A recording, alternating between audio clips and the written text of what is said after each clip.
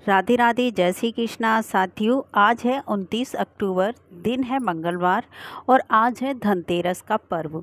तो साथियों, आज सभी लोगों को धनतेरस का पर्व बहुत ही धूमधाम से मनाना चाहिए।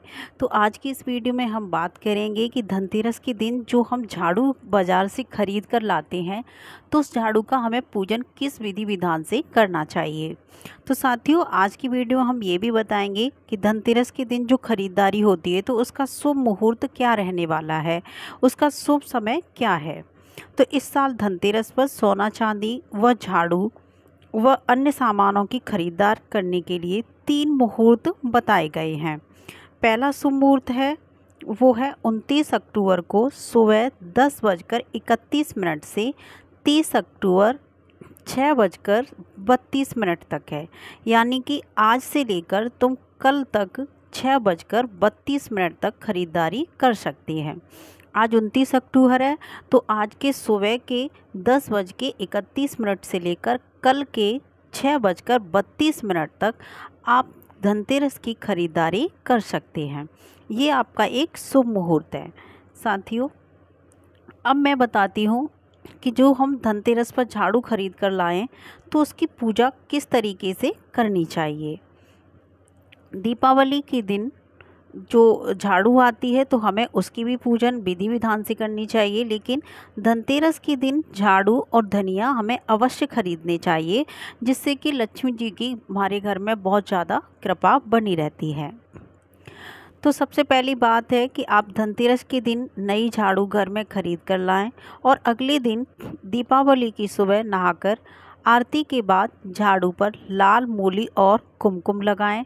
इसके बाद झाड़ू का प्रयोग उस स्थान पर करें जहां आप शाम के समय लक्ष्मी जी की पूजा अर्चना करेंगी।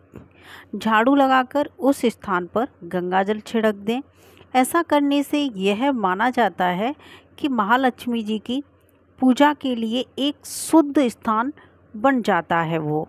जब आप शाम को महालक्ष्मी जी की पूजा करेंगे, उस समय अपने दाहिने हाथ की तरफ झाड़ू को रख दें और प्रार्थना करें कि हे महालक्ष्मी, मेरे घर में सुख समृद्धि सदैव के लिए बनी रहे।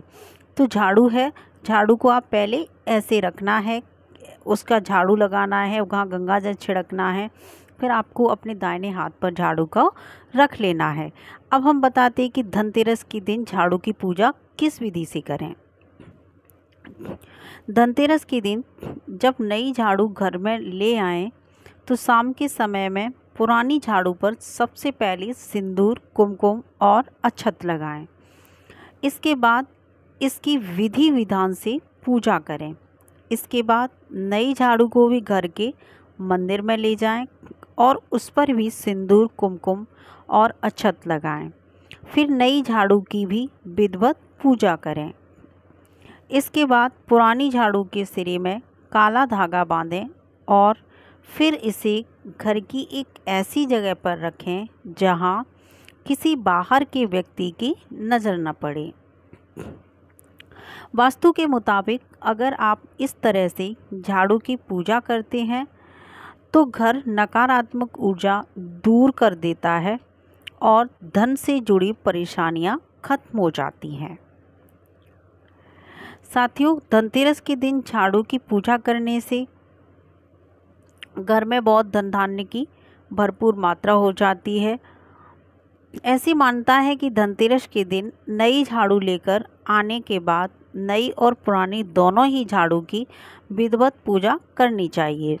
इससे घर में सुख समृद्धि आती है और आर्थिक तंगी दूर होती है।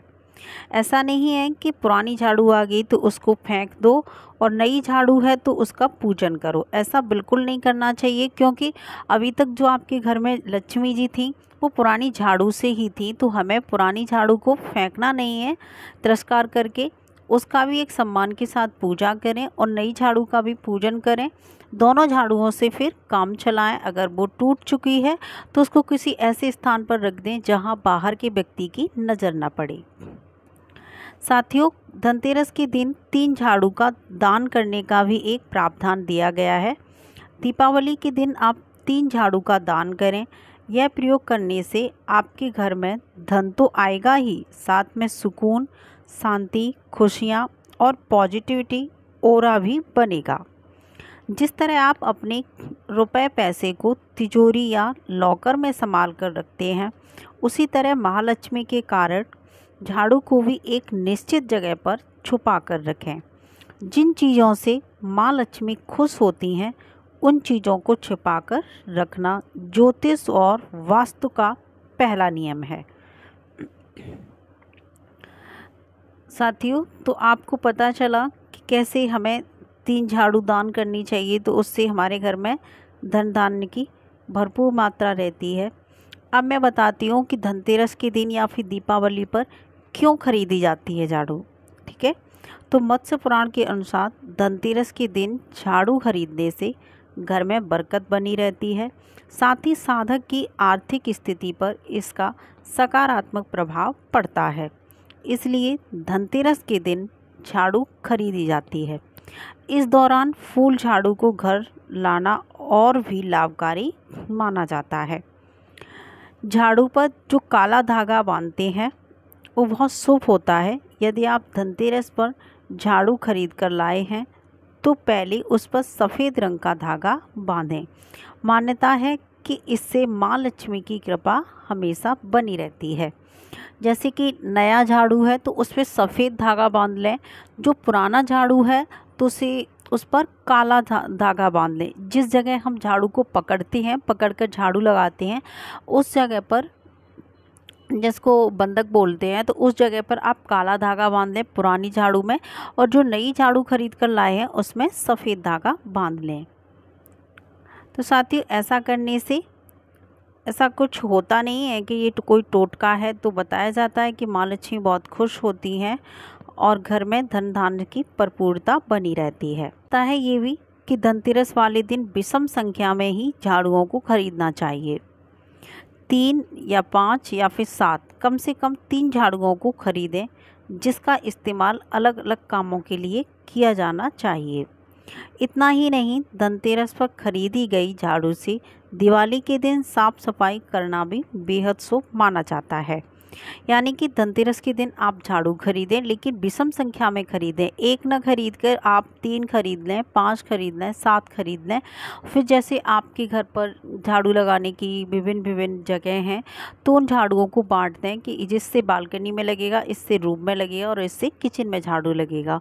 तो आप 3 या 5 या 7 झाड़ू खरीद सकते हैं धनतेरस के दिन। तो साथियों, इस वीडियो मैंने यही बताया